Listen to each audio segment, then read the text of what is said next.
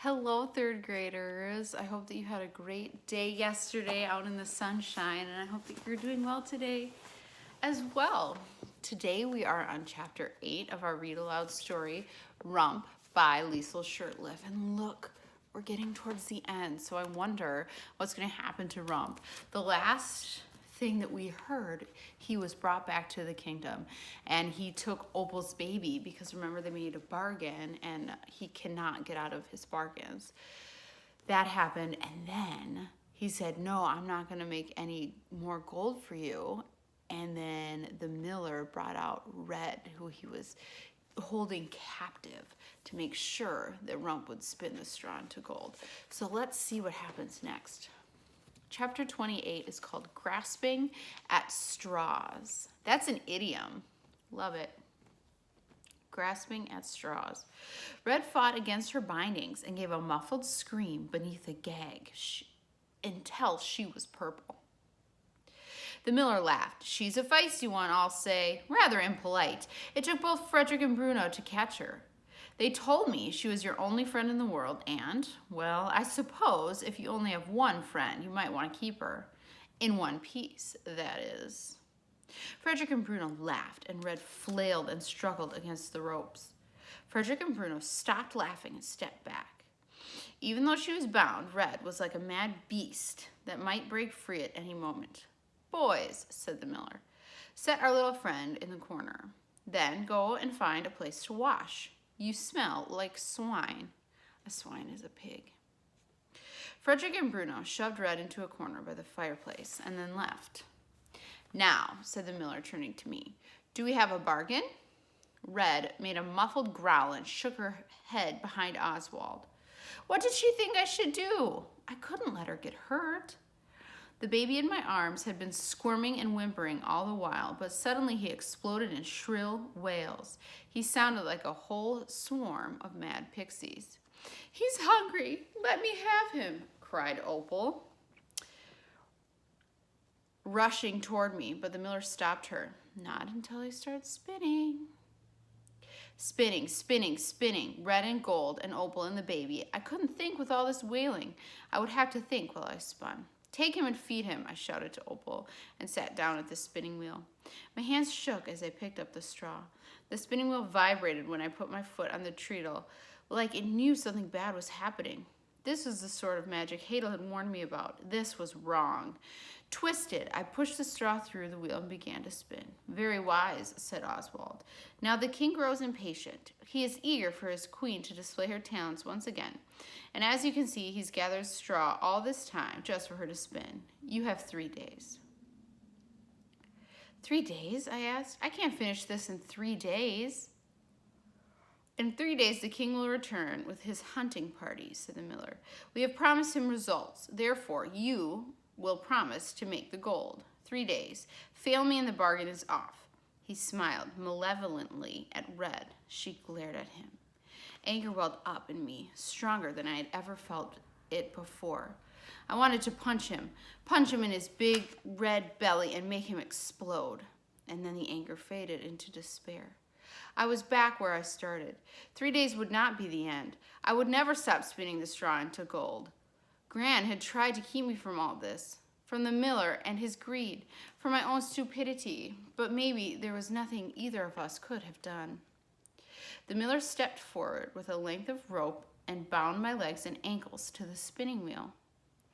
We wouldn't want you to get lost, he said. No, I couldn't be lost.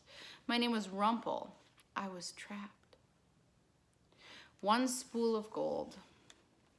Red was sitting on the floor. She was dirtier than I'd ever seen her. She had scratches and cuts, and the dirt on her face was streaked as though she had been crying. Red? Crying?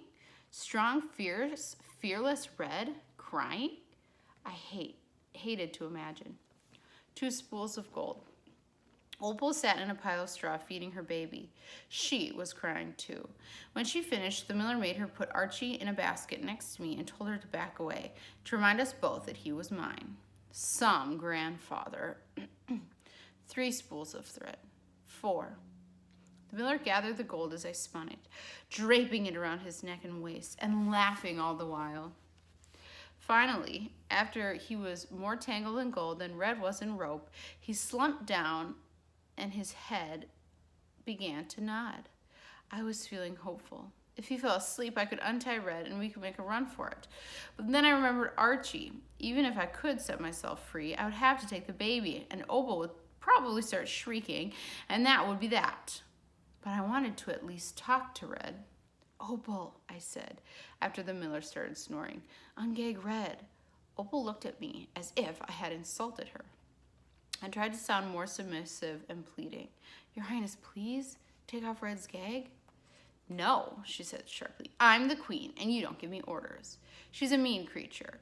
She always pulled my hair when I was a girl. Evil, that's what she is. Red is evil. Red gave Opal a look that certainly could be called evil, and Opal cowered and then lashed out at me. And are you little demon baby still... Excuse me.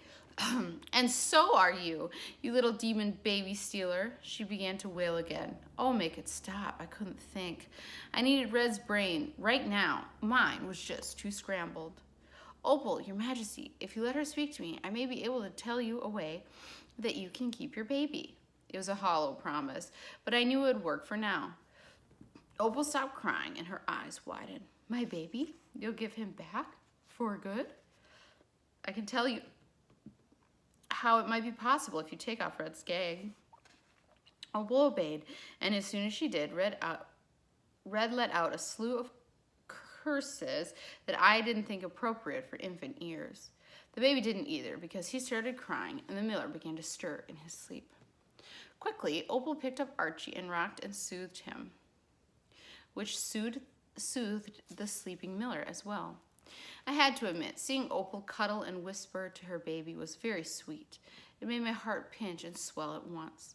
I really didn't want to take her baby. Rump, you idiot, said Red in a harsh whisper. Why did you come back? I didn't want to, I said, still spinning the straw. Frederick and Bruno found me and kidnapped me, and I almost got away until a gnome found me and announced the birth of Opal's baby. Then I had to come. Did you know that magic can force you to do something you don't want to?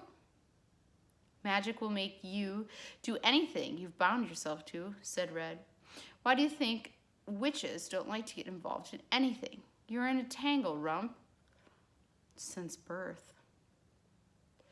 Well, what about you? Unless I spend this gold, you're going to die. And what do you think they'll do with you? Make you Lord of the Pixies? Oh, please, Rump. You're the one who's going to die if you don't stop. I can't, Red. I can't. In a whisper, I quickly told her what I had learned about my aunts and my mother and my name. Her eyes widened as I spoke, and when I finished, all she managed to say was, oh. The things I had said hung in the air for a heavy moment. This is my destiny, Red. I don't have any choice. That's not true, Rump. You do have a choice. I started to feel irritated. I don't have a choice, Red. Unless I choose to let the miller hurt you, maybe even kill you, or kill me. Do you want me to make that choice? No, Rump, that's not what I... The miller snored and sat up abruptly, looking dazed and confused. What are you... Red whispered frantically to me. Your name, Rump. There has to be more to it than that. Your mother wouldn't have done that. You think you know so much. There isn't more. My destiny is this. The miller came to his senses. He grabbed a handful of Red's hair, and she growled and struggled against him. Rump, this isn't your destiny. You're not... The miller fastened the gag over her mouth and threw her against a pile of straw so forcefully that a heap fell over her head and buried her up to her chest. Oswald glowered at her, and she glowered back. Then he walked slowly over to me. I concentrated on spinning, hunched low as I fed the straw into the wheel. Whir, whir, whir. Another spool. A little pile had formed at my feet. The miller's massive shadow fell over me. He bent down, close, and I could smell his breath. It smelled like rotting meat and sour ale, worse than a troll's breath. Do something like that again, and I'll put your little friend in a haystack and set it on fire. His hand came down across my face and knocked me back from the wheel. Straw flew everywhere, like thick golden rain. Get up. You will not stop until every last bit of straw is gold. He turned to Opal, who was clutching her baby, protecting him from her father's fury. You put that thing back in the basket. It doesn't belong to you. Opal obeyed. I obeyed. I spun in silence for many hours. The afternoon sun burned through the window, making the spools of gold glow red. I had a good high stack, but I didn't think I'd put a dent in all the straw. I'd have to spin through the night if I were to finish in 3 days, and one of the days was nearly gone. I was already exhausted.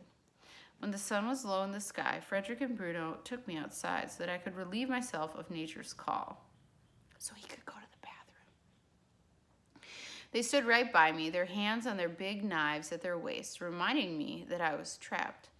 At least the cold air revived me a little, and I could think more clearly. I forced my brain not to think about my destiny or myself. I thought only of getting Red out of this mess. Whatever problems I had, she didn't deserve to be tangled up in them. I would get her free, and then I'd deal with everything else.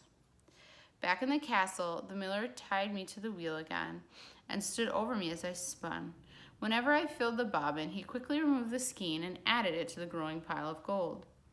Opal had scooted as near to Archie as she dared, looking back and forth between her father and me. She drew her legs up to her chest and wrapped her arms tightly around her shins and rocked back and forth in rhythm to my spinning. She rocked so vigorously that the floorboards beneath her began to creak. By nightfall, the boards lifted each time she rocked back and then cracked down as she came forward.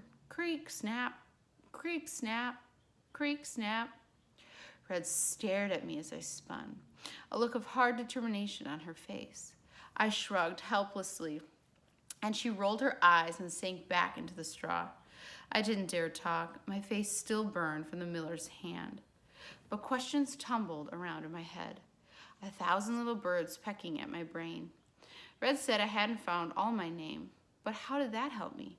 Even if it was true, I was no closer to finding out the rest, and besides, Rumple made sense. Trapped, trapped, trapped. Eventually, the miller fell asleep in a pile of straw, and the moment he did, Opal crept over to me with a desperate look in her eyes. You said you would tell me how I could keep my baby. Tell me now. I stared at her. I had nearly forgotten our agreement, but Opal had been waiting all this time for the miller to fall asleep so she could ask. Her eyes were red and puffy, and her face was wet with tears. Her chin trembled, and before I could say anything, she started crying again. Stop, stop, Opal, Your Majesty. There is a way you can keep your baby. Stop crying. She stopped crying, and I sighed with relief. Tell me, said Opal, as she wiped her nose on her sleeve. I racked my brain wildly. I looked at Red, but she just shook her head at me. We both knew there was no way. But I had to tell Opal something. Anything. I had to give her an impossible task. You must tell me my name, I said. Your name? She asked.